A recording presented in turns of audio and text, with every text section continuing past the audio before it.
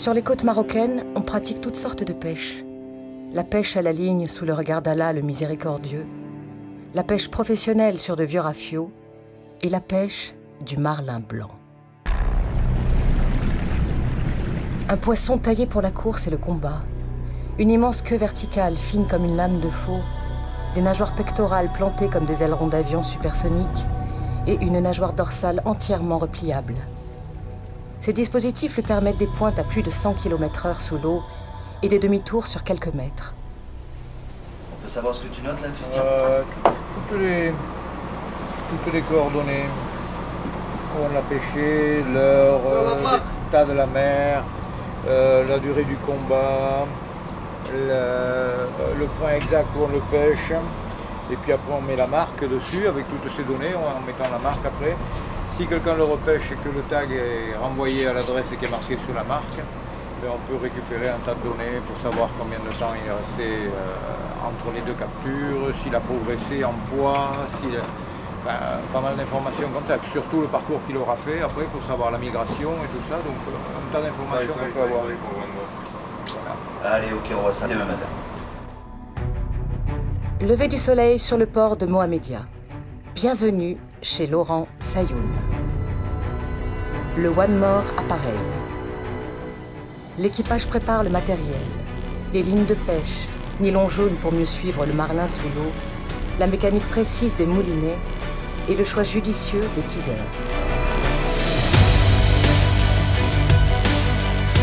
Le One More, 36 pieds de long, une coque épurée surmontée d'un flybridge et propulsée par deux Yanmar de 465 chevaux.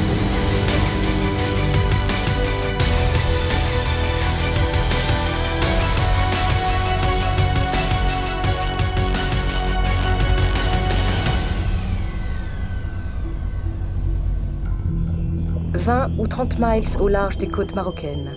Sous la surface, beaucoup de marlins. La mer est calme et claire. La température de l'eau est comprise entre 23 et 25 degrés, un temps idéal pour la chasse. Il est temps de mettre les teasers à l'eau.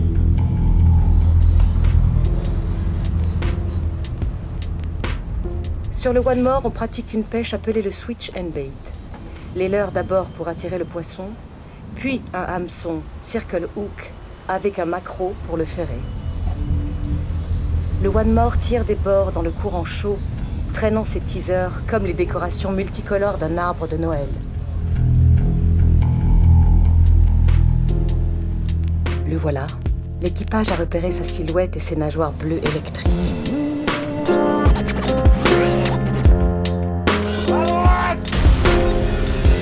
Il a vu le teaser. Drôle de proie, semble-t-il dire avec sa tête de voyou des mers ou d'un avatar de science-fiction. À bord, c'est le branle-bas, ça hurle. Les leurres sont remontées, le maquereau est croché à l'hameçon et jeté à l'eau sous le rostre du marlin. La crête redressée, il avale l'appât. La bagarre commence, Laurent lâche du fil.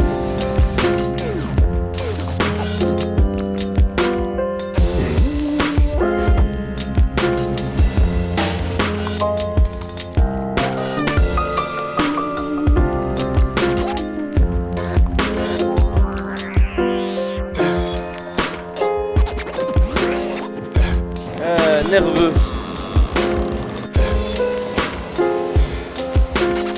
C'est un speed un peu.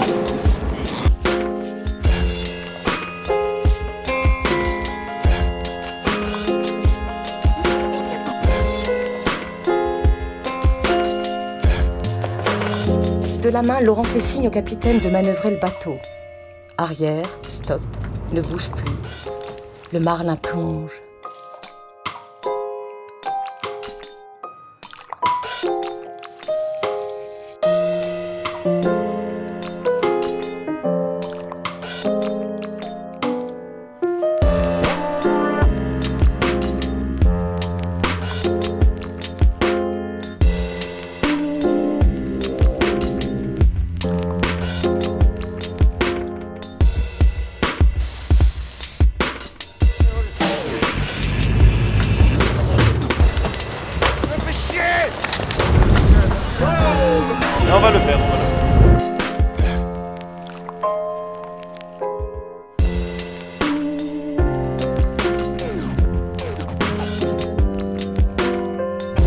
Le combat continue. Il faut faire vite. Ne pas tuer l'animal, surtout ne pas le blesser, ne pas le noyer. Le pêcheur, le capitaine, les hommes d'équipage travaillent dans une synchronisation parfaite.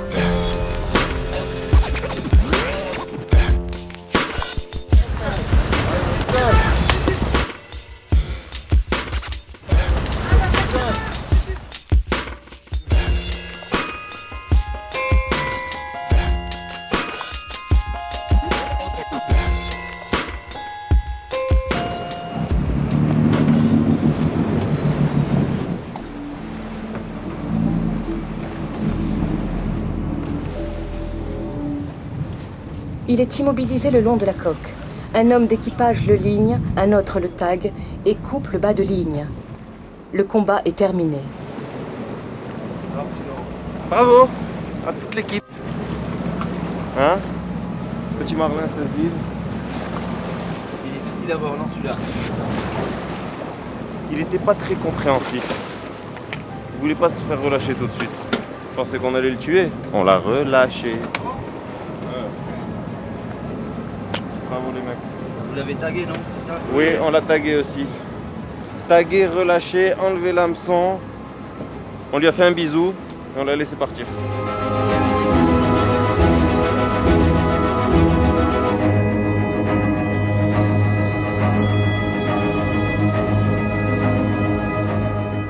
Tu en as tagué combien en tout, Laurent? Je peux pas te dire exactement, mais on doit être à plus de 100. En 20 jours. En 16 livres, ouais. « 30. Ouais, 30, 32. Une bonne saison cette année, Laurent. En tout cas, la saison a bien commencé. Elle finit fin octobre. Là, depuis début août, on a commencé à pêcher le 7. On est le... Là, ça fait presque un mois. Ouais, je pense qu'on doit être aux alentours de 130 ou 140 marlins relâchés. Sur 25 jours de pêche. Bien ça. Voilà.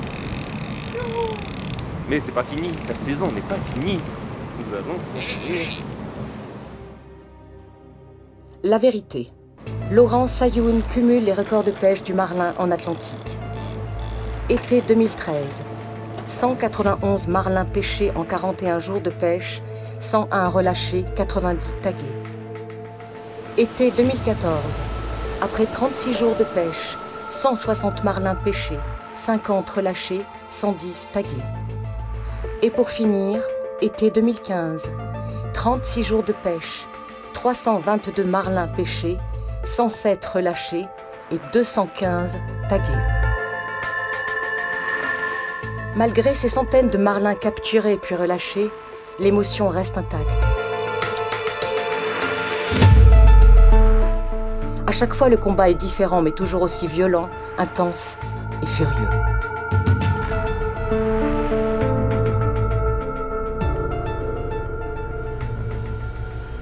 Nous changeons de pays. Cap sur la Côte d'Ivoire. Et toujours cette eau bleue, claire et chaude, qui est le milieu préféré des proies et des prédateurs.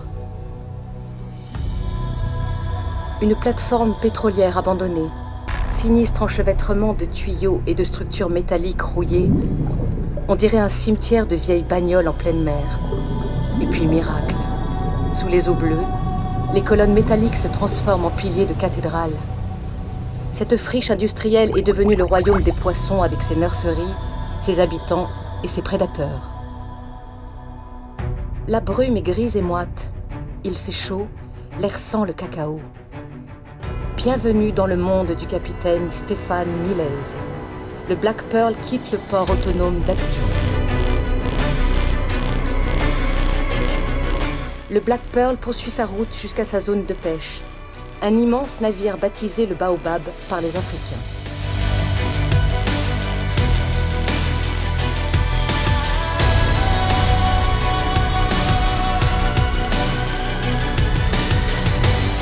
C'est un FPSO, une unité flottante de production, de stockage et de déchargement du pétrole.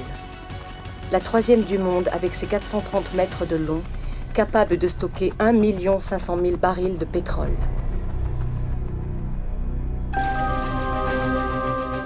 Laurent Sailloune remonte un joli ton, de quoi nourrir une bonne tablée. Monté en Catalina, ce sera un amuse-gueule parfait pour le marlin bleu. Stéphane Milez fait de gracieux mouvements de tai chi chuan. Laurent tient sa ligne d'un seul doigt, cela lui permet de sentir le moindre mouvement suspect. Au cas où, Alex Gana, premier matelot, prépare un nouveau montage pour un circle hook. La lame noire d'une queue de marlin découpe la surface de l'eau. Il avale l'appât, bondit hors de l'eau, et dans l'effort dégueule le thon. Le combat furieux commence.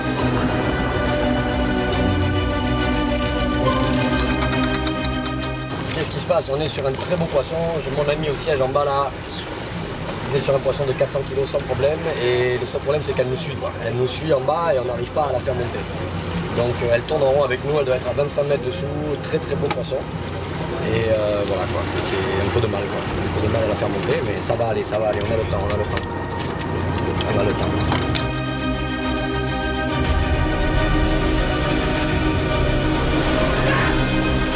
Parfait, parfait, c'est parfait. Very good job, mate. Very good job. Very good job.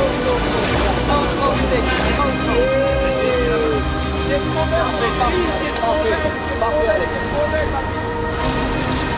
Voilà, voilà, ça marche le poisson.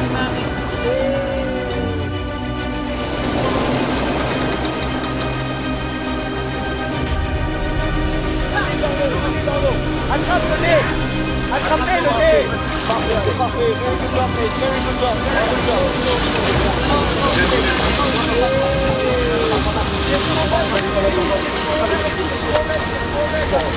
Laurent, Trash, tu me parles. Yes, c'est bon. C'est bon, elle est comment? Elle est cool ou pas? Ah, elle est énorme. Attention, attention, Rose. Mettez la tête dans l'eau, mettez la tête dans l'eau. Mettez la tête dans l'eau. Head in water. Oh, la dorsale, prenez la dorsale.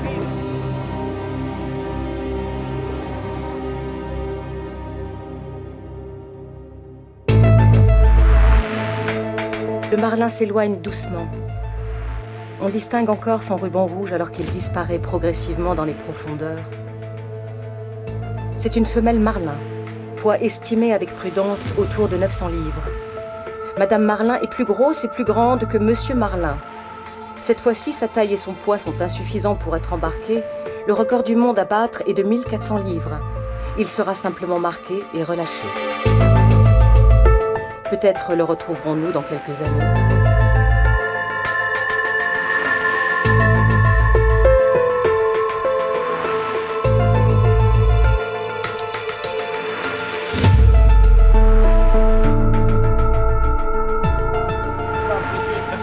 La passion de ces chasseurs à la recherche du plus gros marlin ne peut manquer d'évoquer celle du capitaine Achab.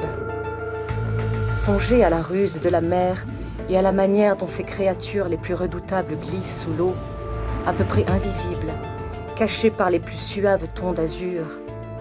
Songez à la beauté de ces plus impitoyables tribus, à la forme exquise de certains requins. Gageons que si Herman Melville avait connu le marlin, il aurait parlé de la forme exquise du marlin.